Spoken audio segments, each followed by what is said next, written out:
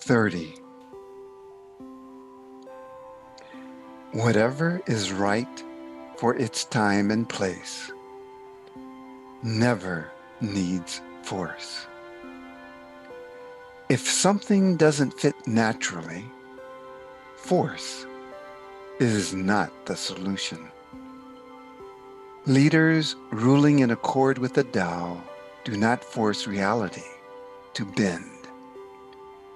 Rulers who seek control and compliance invite conflict, opposition.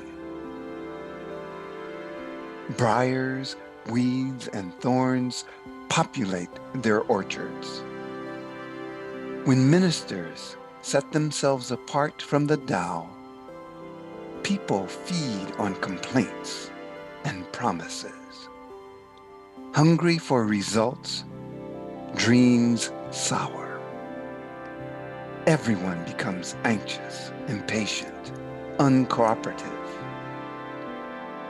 One who is wise does not force the bud open in search of flowers. The sage waits for the right time and place. He is observant and reflective. Patience is his strength. He awakens right livelihood by looking inside himself.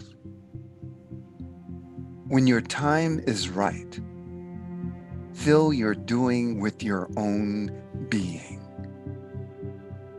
Seek counsel, but become skilled in choosing wisely.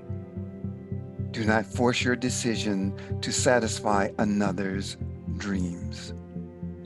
Plant seeds in soil where they can grow. Allow space for emptiness and prosperity. Let your efforts reflect the Tao. Finish what you start. The sage does not force things to get his way. He overcomes obstacles by shaping circumstances to everyone's benefit, balancing intentions with possibilities, mindful how everything can best serve the Tao. Being is always in perpetual harmony. It is people who challenge how things are, who originate conflict. Seeking dominion over the 10,000 things goes against the Tao. Only fools force the hand of nature. Be like water.